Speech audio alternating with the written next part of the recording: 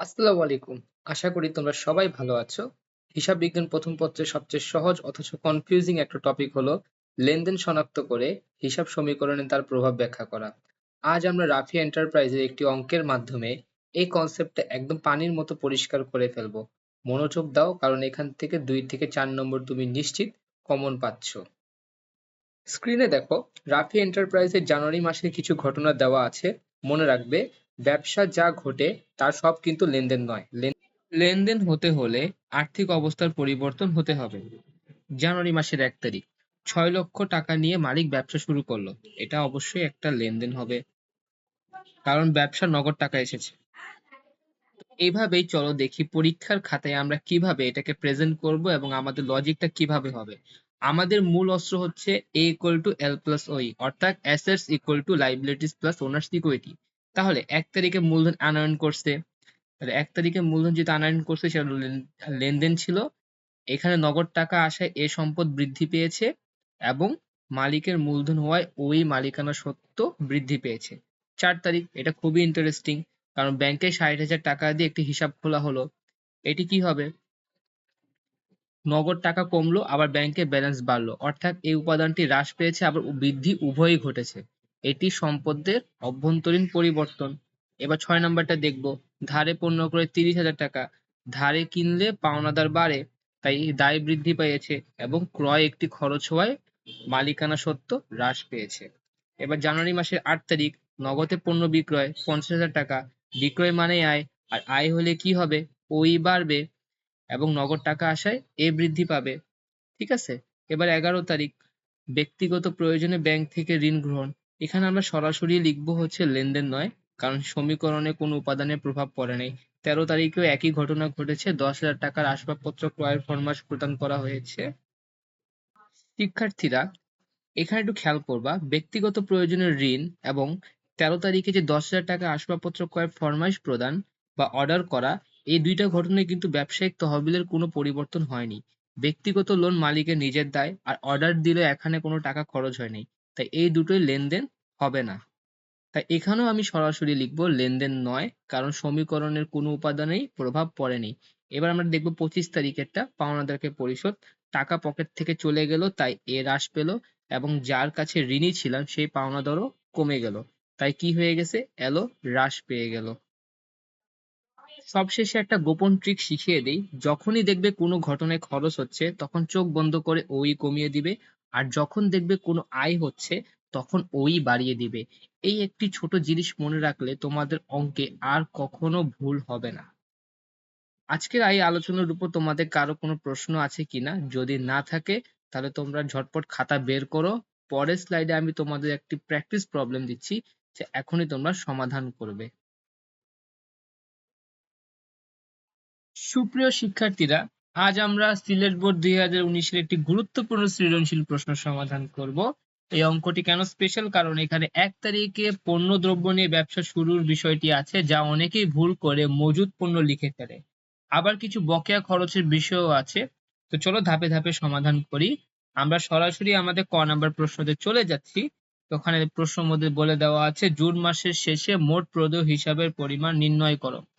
প্রদেয় হিসাব মানে আমাদের ঋণ বা দায়, অর্থাৎ আমরা বাকিতে যা কিনেছি, যেটা খরচ এখনো দেই নাই। তো আমাদের কাছে জানতে চাওয়া হয়েছে জুন মাস শেষে আমাদের মোট ঋণের পরিমাণ প্রদেয় হিসাব কত। তো চলো দেখি কাকে কাকে আমাদের কত টাকা দিতে হবে। শুরুতেই আমরা আমাদের প্রশ্নটা লিখবো। 1 নং প্রশ্নের সমাধান, ক নাম্বার, জুন মাসের শেষে মোট প্রদেয় হিসাবের পরিমাণ নির্ণয় শিরোনামটি দিব। তারপর আমরা আমাদের ছকটি টানবো, সাধারণ ছক হিসাব বিজ্ঞানের তারিখ বিবরণ টাকা টাকা। এরপর আমরা আমাদের তারিখ দিব 2018 সালে, যেটা আমাদের প্রশ্নতে দেওয়া ছিল। এবার আমরা সরাসরি জুন মাসের 20 তারিখে যাব। জুন মাসের 20 তারিখে বলা আছে, নাসরিনের নিকট হতে পণ্য ক্রয় 10,000 টাকা, যা 40% নগদে দিয়েছি। তাহলে বাকি থাকলো কত টাকা? 60%। ঠিক আছে, যদি আমার 10,000 টাকার মধ্যে 40,000 টাকা নগদে দিয়ে ফেলি, তো যে 60%টা বাকি সেটাই হচ্ছে আমার ধারে ক্রয়। তো এই জন্য আমরা জুন মাসের 20 তারিখ দিব। দেওয়ার পর আমরা লিখবো বাকিতে পণ্য ক্রয় 10,000 টাকা, 60%, 6,000 টাকা। ঠিক আছে, এটা আমরা লিখবো। এরপর আমরা চলে যাচ্ছি 25 তারিখে, ধারে সাপ্লাইস ক্রয় করা হয়েছে 500 টাকা, এটিও আমাদের জন্য দায়। অথবা এটাও ধারে আমরা ক্রয় করেছি, এই জন্য ধারে সাপ্লাইস ক্রয় 5,000 টাকা। এরপর আমরা যাব জুন মাসের 27 তারিখে, বিদ্যুৎ বিল গ্রহণ করা হলো 3,000 টাকা। মানে আমরা বিল পেয়েছি কিন্তু টাকা কিন্তু দেই নাই, মানে এটি একটি বকেয়া বা খরচ। আমি আবার বলি, আমরা শুধু বিল পেয়েছি কিন্তু বিলের যে টাকাটা সেটা কিন্তু আমরা দেই নাই, মানে এটি বকেয়া খরচ অথবা দায়। তাহলে আমরা আমাদের বিদ্যুৎ বিল 3,000 টাকা জুন মাসের 27 তারিখে লিখে যে তিনটা টাকা আমাদের মোট দায় পেয়েছি সেটা যদি যোগ করি তাহলে আমাদের জুন মাসের শেষে মোট প্রদান হিসাব দাঁড়ায় হচ্ছে 14,000 টাকা। ঠিক আছে, আশা করি তোমরা ক নাম্বারটা বুঝতে পেরেছো। এবার আমরা খ নাম্বারে চলে যাচ্ছি। খ নাম্বারে বলেছে আমাদের জাবেদা করতে হবে। তো 1 তারিখে এন্ট্রিটি সবচেয়ে গুরুত্বপূর্ণ, কারণ এখানে বলছে পণ্য দ্রব্য নিয়ে ব্যবসা শুরু করলো, তাই এখানে পণ্য দ্রব্য নিয়ে ব্যবসা শুরু করলে ক্রয় হিসাব কি হবে, ডেবিট হবে। এই জন্য আমরা জাবেদাগুলো দেখবো, বিশেষ করে 1 তারিখ এন্ট্রিটাতে আমরা একটু মনোযোগ দিব। সেক্ষেত্রে আমরা খ নাম্বার দিব, শিরোনাম দিব প্রতিষ্ঠানের নাম, জনাব যিনি আজরফে জাবেদা। আর জাবেদার ছকটি অবশ্যই খুবই গুরুত্বপূর্ণ, এটা অবশ্যই মনে রাখবো। তারিখ, হিসাবের শিরোনাম ও ব্যাখ্যা, খতিয়ান পৃষ্ঠা, ডেবিট টাকা, ক্রেডিট টাকা। আমরা 2018 সালে জুন মাসের 1 তারিখ দিব। ঠিক আছে, শুরুতেই আমরা কি করব, মালিক নগদ টাকা, পণ্য এবং ব্যাংক জমা দিয়ে ব্যবসা শুরু করেছেন যেহেতু, সেক্ষেত্রে নগদ টাকা, নগদান হিসাব ডেবিট 50,000 টাকা লিখবো। এরপর হচ্ছে পণ্যদ্রব্য, পণ্যদ্রব্য মানে ক্রয় হিসাব ডেবিট 15,000 টাকা। মনে রাখবে পণ্য থাকলে ক্রয় লিখতে হবে, ঠিক আছে, মজুদ পণ্য আমরা কিন্তু লিখবো না। এরপর হচ্ছে কি লিখবো, ব্যাংক জমা, ব্যাংক জমার ক্ষেত্রে কি বলবো, ব্যাংক হিসাব ডেবিট 20,000 টাকা। তাহলে সব মিলিয়ে মালিকের কত টাকা সে অবদান রাখছে, আমাদের তিনটা টাকা যোগ করলে আছে 85,000 টাকা। তো এই মূলধন হিসাব ক্রেডিট করবো 85,000 টাকা। ঠিক আছে, এরপর আমরা আমাদের ব্যাখ্যাটা লিখবো। তো আশা করি তোমরা জুন মাসের 1 তারিখে লেনদেন বুঝতে পারছো, এবং খ নাম্বারে কিন্তু 5 তারিখেরটা করতে বলছে।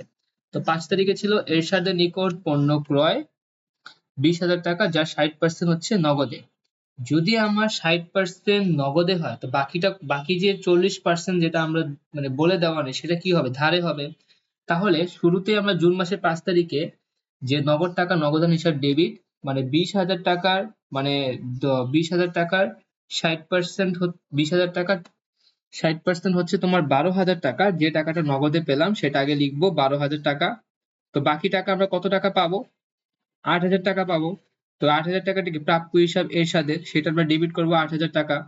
তাহলে আমার মোট আয় কত হবে, 20,000 টাকা। কিভাবে বিক্রয় হিসাব ক্রেডিট করব, ঠিক আছে, আশা করি 5 তারিখটা বুঝতে পারছো। এবার 10 তারিখে চলে যাচ্ছি। 4 মাসের ভাড়া অগ্রিম প্রদান কত, 12,000 টাকা। এবার ভাড়া অগ্রিম দিলে সেটা সম্পদ হয়ে যায়, তাই অগ্রিম ভাড়া হিসাব ডেবিট হবে আর নগদান হিসাব ক্রেডিট হবে। ঠিক আছে, তো আমরা হচ্ছে ডেবিট ক্রেডিট লিখে 12,000 টাকা লিখে টাকার অঙ্ক যে যেরকম বসিয়ে দিব, এই ফরম্যাটটা একটু মনে রাখবে। এবার আমরা 27 তারিখে চলে যাচ্ছি। 30 তারিখে সেটা হচ্ছে চেক মারফত বেতন পরিশোধ করা হলো 5,000 টাকা। তো এটা আমরা কি করব, চেক মানেই ব্যাংক থেকে টাকা কমবে, তাই বেতন হিসাব ডেবিট করব, ব্যাংক হিসাব ক্রেডিট করব। তো বেতনকে ডেবিট করলাম 5,000 টাকা, ব্যাংকে ক্রেডিট করলাম 5,000 টাকা। এরপর আমরা আমাদের ব্যাখ্যাটি লিখে দিলাম। ঠিক আছে, তো এটাও তো খ নাম্বারটা আশা করি বুঝতে পারছি, ফরম্যাটটা খুব মনোযোগ দিয়ে প্রোগ্রাম হচ্ছে মনে রাখবে। গ নাম্বার প্রশ্নতে চলে যাচ্ছি, যে এখানে হচ্ছে কলাম সিলেকশন কিন্তু খুবই জরুরি। প্রশ্নের তারিখগুলো হচ্ছে তোমার 5, 20, 25, 27। তাহলে বিবরণী ছক করার সময় আগে রাফ করে নিবা যে কয়টি সম্পদ এবং কয়টি দায় আছে। এই অঙ্কে সম্পদ হচ্ছে 3টা, নগদ, প্রাপ্য হিসাব, সাপ্লাইজ। আর দায় ও মালিকানা সত্ত্ব অংশে তোমার প্রদেয় হিসাব যাবে, বকেয়া খরচ মানে যে বিদ্যুৎ বিলটা যাবে, এবং মূলধনটা যাবে। ঠিক আছে, তো শুরুতেই আমরা আমাদের জুন মাসের 5 তারিখেটা দেখি, যেটা দেওয়া ছিল, এরশাদের নিকট পণ্য বিক্রয় 20,000 টাকা, যার মধ্যে 60% কি হচ্ছে, নগদে। তো আমরা আমাদের কাঙ্ক্ষিত ছকটি টানবো, এটা হিসাব সমীকরণের ছক, এভাবে তোমরা টেনে দিবা। আমি সরাসরি অঙ্কতে চলে যাচ্ছি। তো সর্বপ্রথম জুন মাসের 5 তারিখে আমরা কি করব, নগদ টাকা বাড়াবো 12,000 টাকা, প্রাপ্য হিসাব বাড়াবো 8,000 টাকা। আবার যেহেতু আমার প্রতিষ্ঠানে আয় হয়েছে, তো আয় হওয়ার কারণে আমার স্বত্বাধিকার বা মালিকানা সত্ত্ব 20,000 টাকা বাড়িয়ে দিব। ঠিক আছে, এরপর আমরা যাবো জুন মাসের 20 তারিখে। 20 তারিখে আমার ক্রয় হয়েছিল, তো পণ্য ক্রয় একটা খরচ। তো যেহেতু আমার খরচ হয়েছে সেক্ষেত্রে কি হবে, আমার স্বত্বাধিকার কমবে। ঠিক আছে, স্বত্বাধিকার কি হয়ে যাবে, কমে যাবে। আর যেহেতু 40% টাকা আমি নগদে 40% টাকা নগদে যাওয়ায়, তো নগদ কি হয়ে যাবে, কমে যাবে, তো নগদ টাকা কমায় দিলাম, 40% টাকা নগদ কমে গেল। আর 60% টাকাটা কি ছিল, ধারে ছিল, তো ধারের কারণে কি হবে, আমার প্রতি হিসাব 6,000 টাকা বাড়িয়ে দিব। ঠিক আছে, এটা তুমি হচ্ছে 20 তারিখের তো লেনদেন দিয়ে বুঝতে পারবে। এরপর আমরা 25 তারিখে যাই। 25 তারিখের প্রশ্ন ছিল হচ্ছে সাপ্লাইজ ক্রয়। তো সাপ্লাইজ একটা সম্পদ, আর তাই সম্পদের ঘরে আমরা সাপ্লাইজ বাড়াই দিব। ঠিক আছে, তো সাপ্লাইজ যেহেতু সম্পদ, সাপ্লাইজের ঘরে সম্পদ বাড়িয়ে দিলাম। আর যেহেতু আমি সাপ্লাইজে টাকা দেই নেই, তাই দায়ের ঘরে প্রদেয় হিসাবে 5,000 টাকা লিখে দিব। ঠিক আছে, এরপর হচ্ছে জুন মাসের 27 তারিখে ছিল বিদ্যুৎ বিল। তো বিল আসা মানে খরচ হয়ে গেছে। ঠিক আছে, তো সেই ক্ষেত্রে আমি কি করব, 3,000 টাকা কমায় দিব।